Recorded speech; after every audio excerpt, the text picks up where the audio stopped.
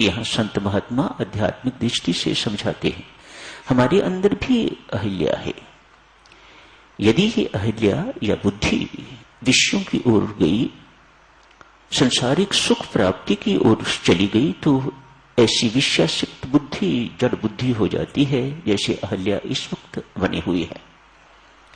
राम आएंगे, प्रभु राम का पदार्पण होगा, तो इसकी जड़ता दूर होगी और तब बुद्धि चेतन हो जाएगी। तब महर्षि गौतम इसे स्वीकार करेंगे। जड़ बुद्धि को, जड़ अहल्या को महर्षि गौतम स्वीकार नहीं करते। त्यक्ता, पति त्यक्ता, पति परित्यक्ता, पति त्याग के चले गए हैं। तेरी बुद्धि जड़ हो गई है।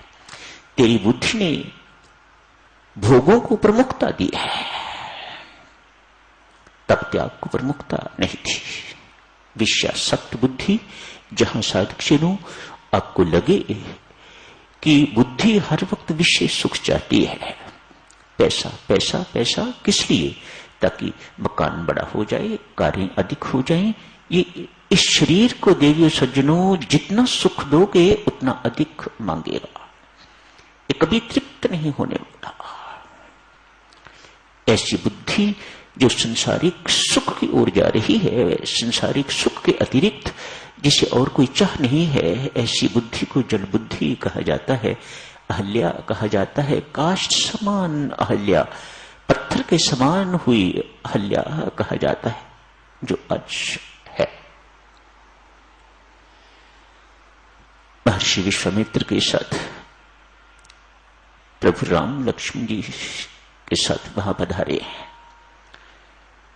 पूछा, कौन है ये, क्या हुआ? महर्षि विश्वामित्र संत ठहरे, कह सकते थे छोड़ो राम, आगे चलते हैं, हमें जाना तो आगे है, ये तो वैसे ही रास्ते में पड़ी है। पति द्वारा त्यागी हुई है, ये अपराध हुआ था, पति ने शाप दिया, इत्यादि इत्यादि। चलो छोड़ो, नहीं, संत हृदय इस प्रकार का नहीं।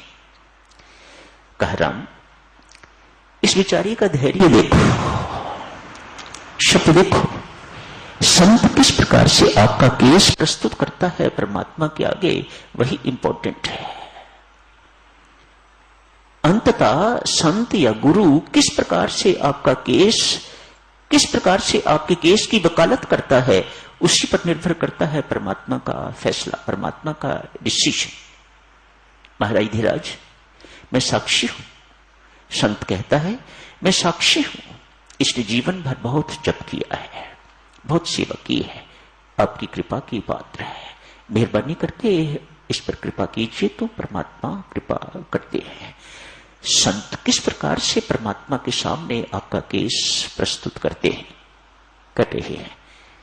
कहा, इस बेचारी का धैर्य देखो, अयोध्या तो जा नहीं सकती, निस्साधन पड़ी हुई है, निश्चेष्ट पड़ी हुई है, अतएव इस पर कृपा कीजिएगा। आपके चरणों की धूलि की प्रतीक्षा कर रही है। राम बोल नहीं रही, लेकिन मैं जानता हूं, मन ही मन कह रही है, हे राम आप पधारे हो, मेरे पास धन्यवाद के लिए शब्द नहीं है। मुझ गरीब पर आपने अहेतु की कृपा करी है, अकारण कृपा करी है। मुझे तो पति ने ही त्याग दिया, तो मुझे और कौन स्वीकार करेगा। आप यहां पधारे हैं, मैं आपका दिया किया कभी चुका नहीं सकूंगी। महर्षि विश्वामित्र कहते हैं, प्रभु मन ही मन अहल्या कह रही है, हे राम इन आंखों से मेरे ऊपर कृपा न करना।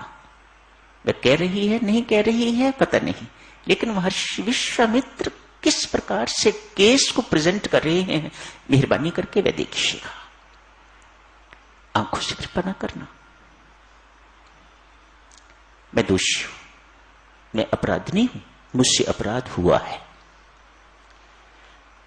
आंखें मेरे अपराध, मेरे पाप को देखेंगी तो छी करेंगी, अतएव इन आंखों से मेरे ऊपर कृपा न करना। राम तेरे हाथों में धनुष्वान है, तेरे हाथ दंड देने के आदि हैं, मेरा अपराध दंडनीय है। हाथों से कृपा करोगे तो मुझे पनिशमेंट मिलेगी, मुझे दंड मिलेगा। अतएव इन हाथों से भी मेरे ऊपर कृपा न करना। परमेश्वर की कृपा करने के ढंग भी संत बता रहे हैं। इन आंखों से, दृष्टि से कृपा करते हैं, इन हाथों से कृपा करते हैं। देखते हो ना, प्रभु ने हाथ ऐसे किए हुए होते हैं, मानो कृपा का हाथ सिर पर रखा, या हाथ से इस प्रकार से आशीर्वाद कृपा करते हैं। दोनों से नकार करती है अहिल्या। ना, मेरे ऊपर कृपा करनी है तो इन चरणों से कृपा करना। अपने चरणों की धूली मेरे ऊपर छिड़को तो मैं ठीक हो जाऊंगी। चरण क्यों? इन्हीं चरणों से देवादिदेव भगीरथी भगवती गंगा निकली। भगवती गंगा नहीं देखती कौन पापी है कौन पुण्य आत्मा है, दोनों को पानी पिलाती है।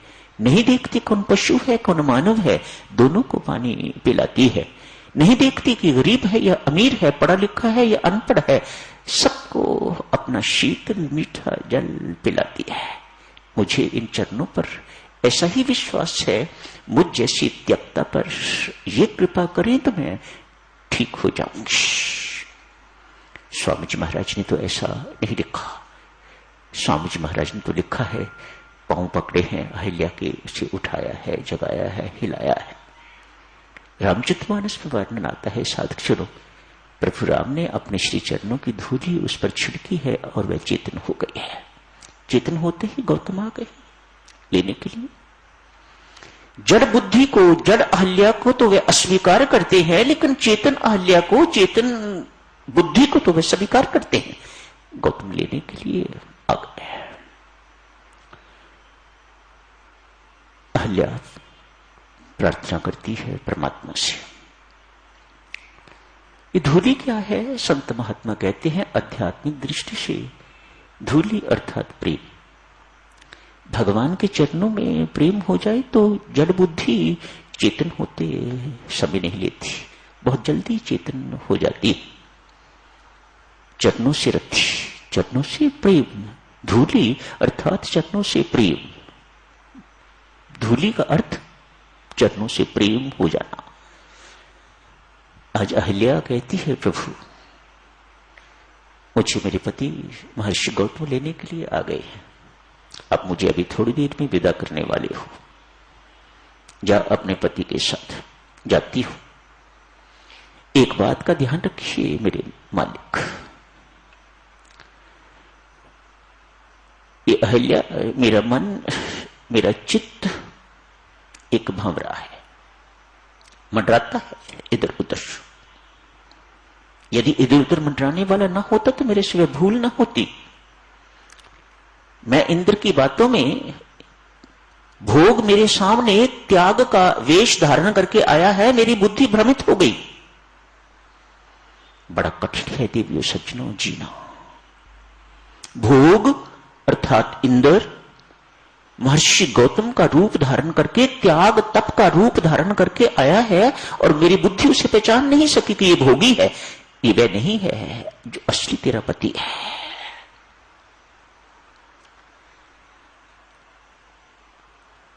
मेरा चित्त भंवरा है, ये जगह जगह मंडराता है। मेरे राम, चरण पकड़ के आपसे विनती करती हूं, जाते जाते ये वरदान देते जाइएगा कि अब ये भंवरा इन चरण कमलों के अतिरिक्त कहीं और मंडराए ना। यही समाप्त करने की इजाजत दीजिएगा। धन्यवाद।